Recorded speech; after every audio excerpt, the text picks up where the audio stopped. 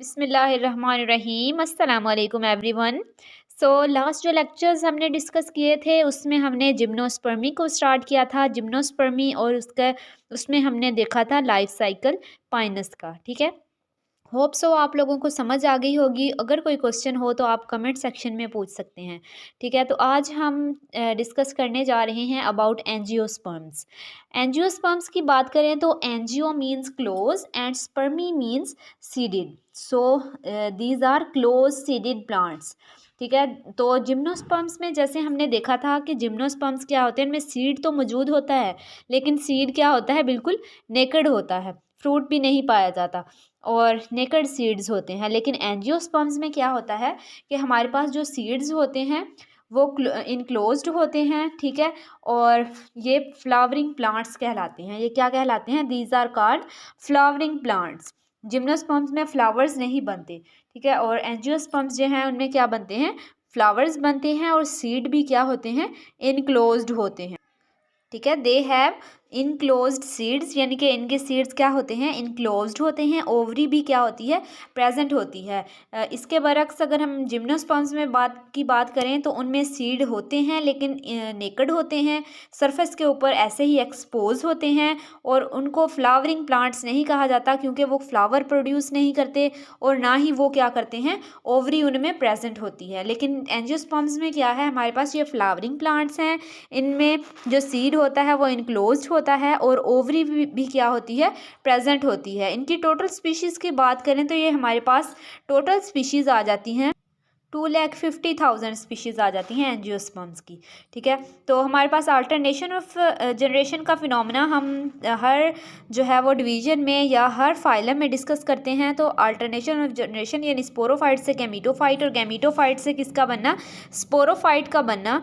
तो स्पोरोफाइट और गैमीटोफाइट की बात करें तो स्पोरोफाइट जो है हमारे पास डोमिनेंट पार्ट है, विजिबल है। ठीक है, जो पार्ट हमें नज़र आ रहा है प्लांट का वो क्या है? स्पोरोफाइट है। और ये क्या होती है? इंडिपेंडेंट होती है। लेकिन इसके बरक्स अगर गैमीटोफाइट की बात करें तो गैमीटोफाइट क्या है? लेस डोमिनेंट है। ये क्योंकि स्पोरोफाइट डोमिनेंट होती है और ये लेस डोमिनेंट है और विजिबल भी नहीं होती बल्कि अंडरग्राउंड पार्ट होता है। ठीक है, और जो हमें नज़र आ रहा है विजिबल पार्ट है वो क्या है? स्पोरोफाइट है। और ये क्या होती है? डिपेंडेंट होती है किसके ऊपर? स्पोरोफाइट के ऊपर। गैमीटोफाइट किस पे डिपेंड करती है? स्पोरोफाइट के ऊपर।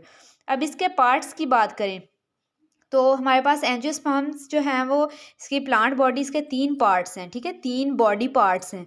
बॉडी पार्ट कौन कौन से हैं?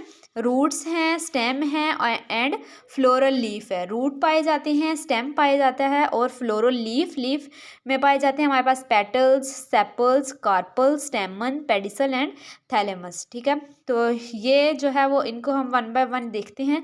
तो पेडिसल की बात करें तो ये क्या है? The stalk of flower which bear floral leaf. ठीक है, ये डंडी है जिसने पूरे जो हमारे पास लीफ है उसको क्या किया हुआ है? बियर किया हुआ है। ये वाली जो डंडी है हमारे पास इसको क्या कहते हैं? पेडिसल। ये पेडिसल है। थैलेमस की बात करें तो थैलेमस क्या है? हमारे पास स्वेल पार्ट ऑफ पेडिसल। इसी डंडी का थोड़ा सा स्वोलन पोर्शन है, यानी थोड़ा सा जो है वो हमारे पास फूला हुआ हिस्सा है, स्वेल पार्ट है, उसको क्या कहते हैं? थैलेमस कहते हैं। अब हमारे पास जो है वो कुछ रिप्रोडक्टिव पार्ट्स आ जाते हैं, कुछ आ जाते हैं नॉन रिप्रोडक्टिव पार्ट्स। ठीक है, तो जैसे हमने ऊपर फ्लोरल लीफ में देखा petals, sepals, स्टेमन, pedicel and thalamus. Pedicel और थैलेमस का हमें पता चल गया कि पेडिसल डंडी होती है और इससे ऊपर जो इसी का स्वोलन पोर्शन होता है उसे थैलेमस कहते हैं। अब हमारे पास क्या है? Reproductive and non reproductive parts. तो रिप्रोडक्टिव और नॉन रिप्रोडक्टिव पार्ट्स कौन कौन से हैं? अगर पेटल्स और सेपल्स को देखें, जो पेटल्स और सेपल्स होती हैं उनको क्या कहते हैं?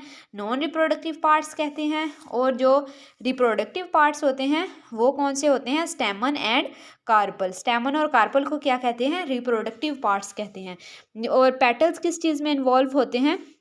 ये पेटल्स और सेपल्स रिप्रोडक्शन में इन्वॉल्व होते हैं। तो ये क्या होते हैं? रिप्रोडक्शन में इन्वॉल्व नहीं होते, पेटल्स और सेपल्स। ठीक है, सेपल्स की बात करें तो सेपल्स का क्या काम है, सेपल्स सपोर्ट प्रोवाइड करते हैं पूरे के पूरे फ्लावर को, ठीक है। सेपल्स क्या करते हैं, सपोर्ट प्रोवाइड करते हैं, और पेटल्स क्या करते हैं, अट्रैक्ट इंसेक्ट्स फॉर पोलिनेशन। इनका काम क्या है, ये रिप्रोडक्शन में इन्वॉल्व नहीं होते, बल्कि इनका काम क्या है, सेपल्स जो हैं वो सपोर्ट प्रोवाइड करते हैं पूरे के पूरे फ्लावर को, और जो पेटल्स हैं हमारे पास वो क्या करते हैं, पोलिनेशन में हेल्प करते हैं इंसेक्ट वगैरह को अट्रैक्ट करके, ठीक है। अब रिप्रोडक्टिव पार्ट्स की बात करें तो इसमें हमारे पास आ जाते हैं स्टेमन एंड कार्पल, ठीक है। स्टेमन जो होता है उसमें क्या पाया जाता है, फिलामेंट और एंथर पाया जाता है, और कार्पल में क्या पाया जाता है, contain stigma, style and ovary, ठीक है। स्टिग्मा क्या होता है, stigma external opening of carpel है, कार्पल की जो सबसे एक्सटर्नल ओपनिंग है उसको क्या कहते हैं, स्टिग्मा। और स्टाइल किसे कहते हैं, ट्यूब लाइक स्ट्रक्चर होता है। ओवरी क्या होती है, ओवरी में क्या पाया जाता है, ओव्यूल पाया जाता है। फिलामेंट जो होता है वो थ्रेड लाइक स्ट्रक्चर है, और एंथर क्या है हमारे पास, इसमें माइक्रोस्पोर मदर सेल्स पाए जाते हैं। अब ये हमारे पास स्ट्रक्चर है, तो यहाँ पे ये हमारे पास क्या है, ये एंथर है, ये जो ऊपर लगे हुए हैं, ठीक है, ये क्या है हमारे पास, एंथर है। ये क्या है, फिलामेंट है, जिसके ऊपर एंथर अटैच है उसे क्या कहते हैं, थ्रेड लाइक स्ट्रक्चर। ये फिलामेंट है हमारे पास, ठीक है। और ये वाला हिस्सा क्या कहलाता है, ये इसके अंदर ये ओव्यूल पाया जाता है, ये वाला ओव्यूल। और ये क्या कहलाती हैं, जो थोड़ा ब्रॉड स्ट्रक्चर है, सेपल्स हैं, और ये पेटल्स हैं हमारे पास, ठीक है। ये क्या हैं, पेटल्स हैं, पत्तियां हैं। ये अंदर की तरफ जो छोटे स्ट्रक्चर हैं ये क्या हैं, ये हैं हमारे पास सेपल्स। और ये स्टाइल है, ये जो लंबी सी है हमारे पास, ये स्टाइल है। इसके ऊपर वाली ये जो ओपनिंग है ये क्या है, स्टिग्मा है। और ये ओवरी वाला पोर्शन है, और इसके अंदर क्या पाया जाता है, ओव्यूल पाया जाता है। स्टिग्मा, स्टाइल और ओवरी को अगर हम एक साथ बात करें तो क्या कहते हैं, कार्पल कहते हैं, ठीक है। तो ये ओपनिंग क्या है, स्टिग्मा है हमारे पास। इसका लाइफ साइकिल देखें तो यहाँ पे हमारे पास जो एंथर है इसमें mother spore, microspore mother cells पाए जाते हैं, ठीक है, जो कि डिप्लॉयड होते हैं यहाँ से। और उनमें क्या होती है, मियोसिस होती है, और यहाँ पे हमारे पास बनते हैं ट्यूब न्यूक्लियस और जनरेटिव न्यूक्लियस। दो तरह के सेल्स बनते हैं, ट्यूब न्यूक्लियस और जनरेटिव न्यूक्लियस। ये हमारे पास अब क्या बन गया है, मेल गैमीटोफाइट। इससे आगे फिर इसमें माइटोसिस होगी, और हमारे पास बन जाएंगे यहाँ पे दो पोलन ग्रेन्स बन जाएंगे, ठीक है। दो क्या बन जाएंगे, ट्यूब न्यूक्लियस इसी तरह रहेगा, और क्या बन जाएगा हमारे पास, दो पोलन ग्रेन्स, वो भी 1n यानी हैप्लॉइड पोलन ग्रेन्स बनेंगे। और यहाँ से हमारे पास क्या होगा, मेगास्पोर मदर सेल्स, ओव्यूल है, ओव्यूल से मेगास्पोर मदर सेल्स आएंगे हमारे पास, ठीक है। मेगास्पोर मदर सेल्स में फिर मियोसिस होगी, जर्मिनेट होंगे, और क्या बन जाएगा हमारे पास, ये तीन ऊपर हमारे पास क्या है, एंटीपोडल सेल्स हैं। एंटीपोडल सेल्स हैं, एंटीपोडल सेल्स किस लिए हैं, ये प्रोवाइड न्यूट्रिशन प्रोवाइड करते हैं एंटीपोडल सेल्स। ये तो ऐसे ही ख़त्म हो जाएंगे क्योंकि ये क्या करते हैं, न्यूट्रिशन प्रोवाइड करते हैं। ये हमारे पास दरमियान में क्या मौजूद है, पोलर सेल मौजूद है, जो कि डिप्लॉयड है पोलर सेल। और ये तीन तरह के सेल्स हैं, ये दोनों जो साइड्स पे हैं ये साइनर्जिड सेल्स कहलाते हैं। साइनर्जिड सेल्स क्या कहलाते हैं, क्यों कहलाते हैं, ये फर्टिलाइजेशन के लिए गाइड करते हैं सिर्फ, ठीक है। और दरमियान में हमारे पास क्या मौजूद है, एग मौजूद है, जो क्या है अभी हैप्लॉइड है, ठीक है। तो अब हमारे पास यहाँ पे क्या बने थे, दो पोलन ग्रेन्स बने थे, यहाँ से ट्यूब, इस तरह से ट्यूब बनी, और ये पोलन ग्रेन्स यहाँ पे आ गए, ठीक है।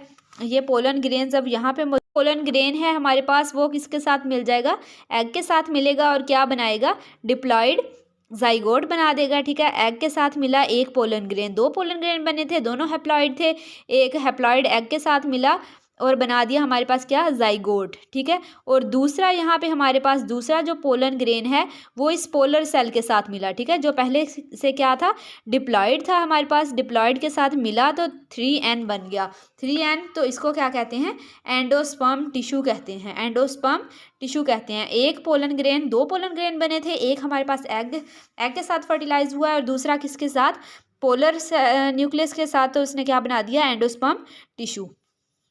तो यहाँ पे हमारे पास क्या हुई है, डबल फर्टिलाइजेशन हुई है, एक में एग एक पोलन ग्रेन के साथ मिला है और जाइगोट बना दिया है, एक में पोलर डिप्लॉयड था उसके साथ हैप्लॉयड पोलन ग्रेन मिला है और एंडोस्पर्म टिश्यू बन गया है, ठीक है। तो ये हमारे पास डबल फर्टिलाइजेशन हो गई है। तो ये हमारा आज का लेक्चर था, ठीक है, एंजियोस्पर्म्स के बारे में। इंशाल्लाह नेक्स्ट लेक्चर में हम नेक्स्ट टॉपिक को डिस्कस करेंगे। अल्लाह हाफिज़।